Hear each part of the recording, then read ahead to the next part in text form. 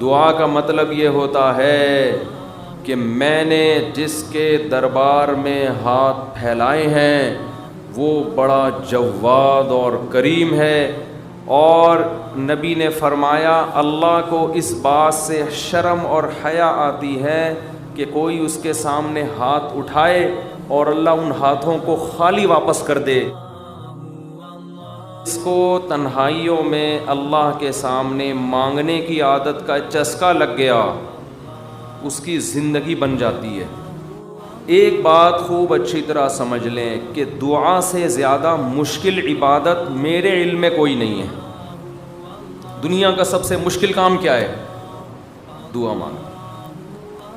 اور دعا سے بڑی عبادت بھی کوئی، بولو نا بھائی، نہیں ہے.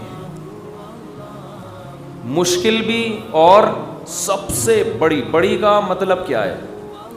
اللہ کا قرب، اللہ سے تعلق، اللہ سے محبت، اللہ اور بندے کا لنک جتنا دعا کے ذریعے بنتا ہے، میرا اپنا تجربہ یہ ہے کہ اتنا کسی اور عبادت سے نہیں، حتیٰ کہ روزے، زکوٰۃ، نماز سے بھی نہیں بنتا.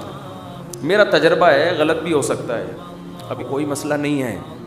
یہ اللہ کے سامنے رو رہے ہو، ہاں لوگوں کو دکھانے کے لیے مت رو. آج کل ٹیلی ویژن میں اس قسم کی چیزیں بھی موجود ہیں، پروگرام چل رہے ہوتے ہیں رونے کے، اشتہار لگے ہوتے ہیں ہمارے ہاں، رو رو کے دعائیں مانگی جائیں گی.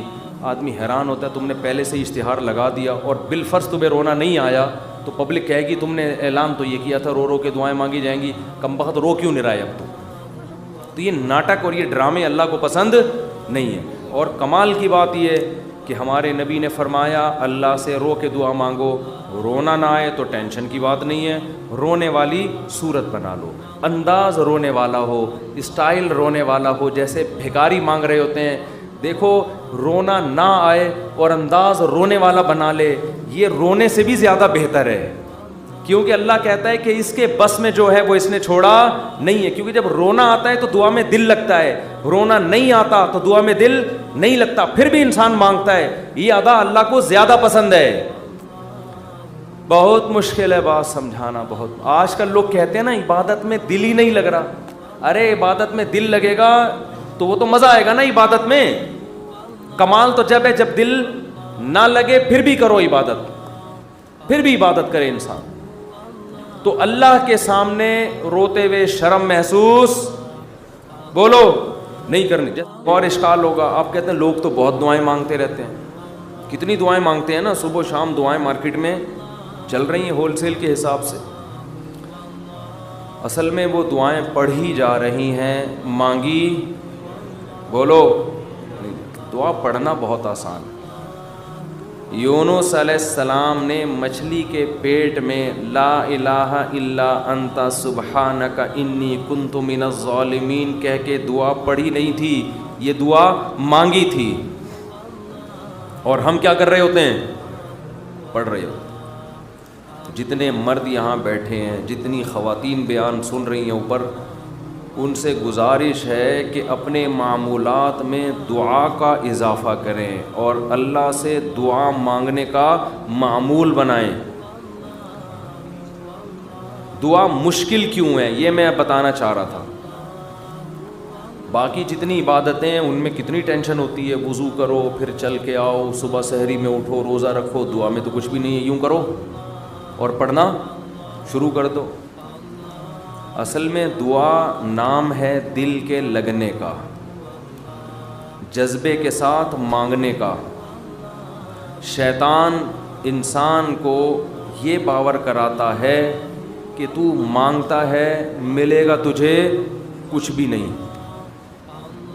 اس لیے مانگتا ہے ہی نہیں، پڑھتا ہے. کیونکہ جب مانگ رہے ہوتے ہیں نا تو پتہ ہوتا ہے کہ ملنے والا بولو کچھ بھی نہیں. لیکن چونکہ مسلمان ہیں شاید ٹرائی کر کے دیکھتے ہیں، شاید کچھ ہو جائے، تو زبان تھوڑی گھس جائے گی. اس جذبے سے جب دعا مانگی جاتی ہے تو وہ دعا نہیں کہلاتی. دعا کا مطلب یہ ہوتا ہے کہ میں نے جس کے دربار میں ہاتھ پھیلائے ہیں وہ بڑا جواد اور کریم ہے. اور نبی نے فرمایا اللہ کو اس بات سے شرم اور حیا آتی ہے کہ کوئی اس کے سامنے ہاتھ اٹھائے اور اللہ ان ہاتھوں کو خالی واپس کر دے. جیسے علاقے کا سیٹھ ہو, سخی بھی ہو, کوئی بھکاری اس کے پاس آئے اور وہ سیٹھ اسے دھکے دے کے نکال دے تو اسے شرم آئے گی اگر وہ غیرت مند ہوگا. تو اللہ سے زیادہ غیرت مند دنیا میں کوئی بھی نہیں ہے. تو جن کو یہ احساس ہو جاتا ہے نا کہ جو ہم مانگ رہے ہیں وہ مل رہا ہے, تو آپ سوچو ایک بادشاہ نے آپ کو آفر دے دی کہ یار جو 1 گھنٹے میں جتنا مانگنا ہے مانگ لو, میں سب دے دوں گا. تو آپ سارے کام کاج کو چھوڑ کر کس کو فوکس کرو گے؟ بولو. جب تک آپ تھک کے چور نہیں ہو جاؤ گے آپ رٹا لگا کے رکھو گے, مانگتے ہی رہو گے, مانگتے ہی رہو گے. آپ کو پتہ ہے سب مل رہا ہے. قرآن کیا کہتے ہیں؟ آسان تکرہوا شیئا, بہت سی چیزوں کو تم پسند نہیں کرتے لیکن اللہ نے اس میں خیر رکھی ہوتی ہے. بہت سی چیزوں کو تم پسند کرتے ہو, اللہ نے اس میں تمہارے لیے خیر نہیں رکھی ہوتی. واللہ یعلم, اللہ کہتے ہیں مجھے پتہ ہے. وانتم لا تعلمون, تم جاہل ہو, تم نہیں جانتے. اللہ سے آگے نکلنے کی کوشش مت کرو. سورہ کہف میں واقعہ نہیں ہے کیا کہ حضرت خضر علیہ السلام نے ایک نوجوان بچے کو قتل کر دیا تھا. موسیٰ علیہ السلام نے پوچھا کیوں مارا, ان میں ماں باپ کا کیا قصور تھا؟ فرمایا یہ بچہ بڑا ہو کر ماں باپ کا باغی بنتا, اس لیے اللہ نے اٹھا لیا اس کو. اور نیک والدین تھے, اللہ ان کو دوسری اولاد دے گا. اب وہ والدین تو رو رہے ہوں گے, ہائے ہمارا بچہ اللہ نے چھین لیا ہم سے. بھئی اللہ کے علم میں یہ بات ہے کہ اس کے کا نعم البدل اللہ تمہیں عطا کرے گا, اور وہ ایسا ہوگا جو تمہاری خدمت کرے گا. ہمیں نہیں پتا, کچھوں کے اولاد نہیں ہوتی, وہ پریشان ہے, ہو کیوں نہیں رہی, اسی میں خیر ہے. کیا بھروسہ کوئی اولاد ہو اور وہ آپ ہی کا سر بجانا شروع کر دے. وہ آپ جو جیسا چل رہا ہے اللہ سے اچھی امید رکھو, اے اللہ میرے ساتھ یہی ٹھیک ہے.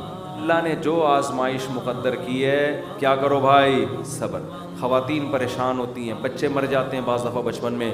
نبی نے کیا فرمایا؟ جس عورت کا بچپن میں بچہ مر گیا اور اس نے صبر کیا, میں اس کے لیے جنت کی ضمانت لیتا ہوں. بے صبرے لوگ اللہ کو پسند نہیں ہیں.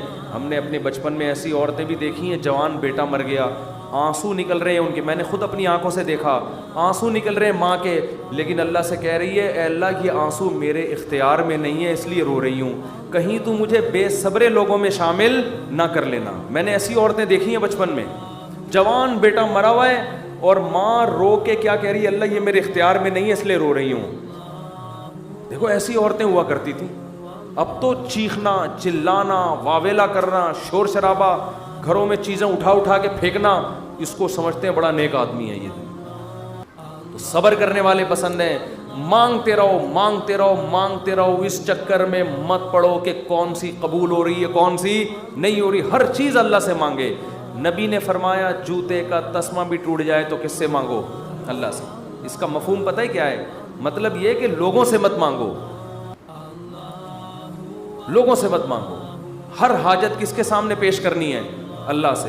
پھر قبول ہو جائے ٹھیک ہے, نہیں ہے تو زیادہ ٹھیک ہے.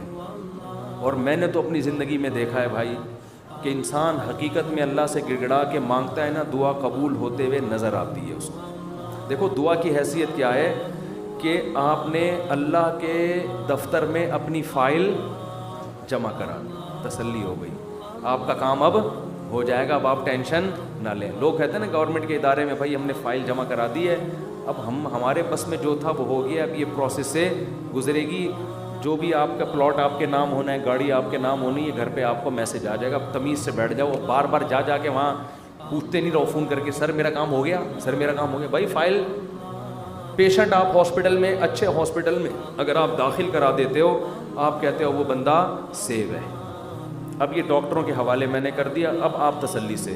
تو جب آپ دنیا میں تسلی کر لیتے ہو یار پیشنٹ ڈاکٹروں کے حوالے کر دیا, فائل گورنمنٹ کے دفتر میں جمع کرا دی ہے, تو اللہ کے ہاں دعا مانگ کے بھی مسلمان کو تسلی ہوتی ہے.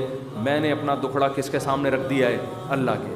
اب اس کی مرضی ہے, وہ کرے ٹھیک ہے, نہیں کرے تو بھی ٹھیک. اب میرے لیے جو فیصلہ ہوگا وہ بہتر ہوگا, لیکن اللہ آزماتا ہے. ایک حدیث بیان کر کے بس بیان کو ختم کرتا ہوں.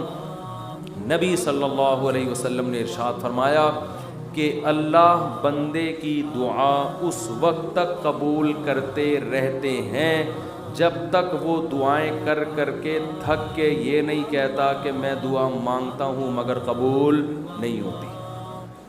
عجیب حدیث ہے، دیکھو بندہ یہ کیوں کہہ رہا ہے کہ میں دعا مانگ رہا ہوں قبول نہیں ہو رہی؟ اس لیے کہ اسے لگ رہا ہے نا کہ جو مانگ رہا ہوں وہ مل نہیں رہا، تبھی تو کہہ رہا ہے۔ لیکن نبی کہتے ہیں جب تک یہ الفاظ نہیں کہے تھے نا، اس سے پہلے ساری قبول ہو رہی تھی، ساری قبول ہو رہی تھی۔ جب یہ کہا تو اب اللہ قبول کرنا بند۔ اس سے صاف پتہ چل گیا کہ آپ کو جو لگتا ہے نا کہ قبول نہیں ہو رہی، وہ بھی حقیقت میں ہو رہی ہیں، وہ ہو رہی ہیں قبول۔ آپ یہ ہم بیوقوف ہیں جو ہم سمجھ رہے ہیں کہ نہیں ہو رہی۔ کس طرح سے ہو رہی ہیں یہ کس پہ چھوڑ دو؟ اللہ پہ۔ تو اپنے گھروں میں دعاؤں کا معمول بنائیں۔ اگر اس رمضان میں ہم صرف دعا کرنا ہی سیکھ لیں تو میں سمجھتا ہوں کہ یہ رمضان ہمیں بہت کچھ دے کر جا رہا ہے۔ اور حضرت حکیم الامہ فرمایا کرتے تھے جن کو گناہوں کی عادت نہیں چھوٹ رہی نا، تو وہ بھی اللہ سے دعاؤں میں مانگ لیا کریں کہ اللہ مجھے یہ عادت چھڑوا دے۔ تعلق ختم نہ کریں اللہ سے، لنک ختم نہ۔ اللہ کو وہ لوگ پسند نہیں ہیں جو اللہ سے تعلق ختم کر دیں۔ لنگڑا لولا تعلق ہو، گناہوں کے بعد توبہ والا تعلق رکھو، لیکن رکھو، تعلق ختم نہیں ہونا چاہیے۔ کیونکہ یاد رکھو جیسے ہم اکیلے پیدا ہوئے، قبر میں بھی اکیلے ہی ہوں گے، اس وقت اللہ کے سوا کوئی بھی نہیں ہوگا۔ تو جس نے دنیا میں اللہ سے جتنی دوستی لگا لی، قبر میں یہ دوستی کام آئے گی۔ اور جس نے دنیا میں اللہ سے نہیں لگائی، اللہ کو یاد نہیں رکھا، بیوی بچوں کے بکھیڑوں میں، دوستوں کے بکھیڑوں میں، رشتہ داروں کے بکھیڑوں میں پڑا رہا، پیسوں کے بکھیڑوں میں، تو قبر میں ان میں سے کوئی بھی کام نہیں آئے گا۔ قبر کی تنہائی اللہ کی یاد دور کرتی ہے، قرآن کی تلاوت، ذکر، اذکار، یہ قبر کی میں روشنی کا ذریعہ بنے گی۔ اور اگر اللہ سے دل میں وحشت ہے، نہ مانگنے کی عادت ڈالی، یہاں مانگو گے تو وہاں بھی قبول ہوں گی۔ اور نبی صلی اللہ علیہ وسلم نے فرمایا کہ تنگی کی حالت ہو یا خوشی کی حالت ہو، دونوں حالتوں میں اللہ سے مانگنا ہے۔ پریشانیوں میں اللہ سب کو یاد آتا ہے، خوشیوں میں اللہ یاد آنا مشکل۔